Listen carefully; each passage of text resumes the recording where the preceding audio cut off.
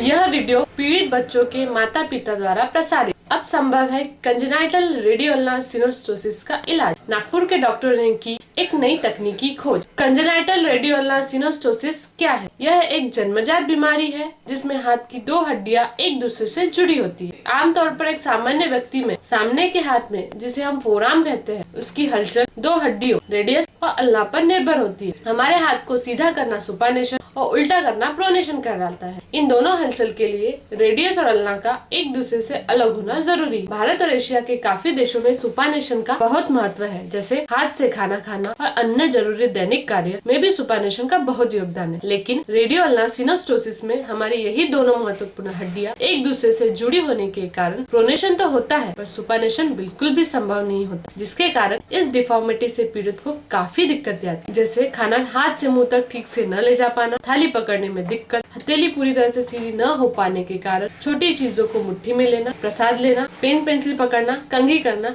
तथा जनांगों को स्वच्छ करना आदि रोजमर्रा की छोटी छोटी पर महत्वपूर्ण कामों में परेशानी होती है, जिससे पीड़ित बच्चा अपने अंदर कमी की भावना पैदा करता है। साथ ही लोगों से घुलना मिलना टालता है, जिससे उसके शारीरिक एवं मानसिक विकास पर बुरा असर पड़ता है। क्या है ये नई तकनीक? नागपुर के प्रख्यात ऑर्थोपेडिक सर्जन डॉक्टर विराज शिंगाड़े द्वारा एक नई तकनीक की खोज की गई। इस नई तकनीक में हाथ की दोनों जुड़ी हड्डियों को सही जगह पर लाया जाता है। अब तक 30 से भी ज्यादा इस डिफॉर्मिटी से पीड़ित बच्चों को इस नई तकनीक द्वारा सफलतापूर्वक ठीक किया गया है। अब इन बच्चों का हाथ पूरी तरह से सीधा हो पाने के कारण रोजमर्रा के कामों में कोई दिक्कत नहीं होती, जैसे हाथ से खाना खाना, प्लेट पकड़ना, प्रसाद लेना, साथ ही अन्य कार्य आसानी से हो जाते हैं। अब ये बच्चे खुश और आत्मविश्वासी हैं।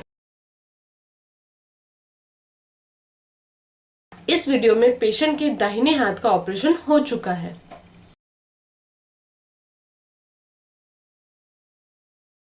इस वीडियो में पेशेंट के बाएं हाथ का ऑपरेशन हो चुका है।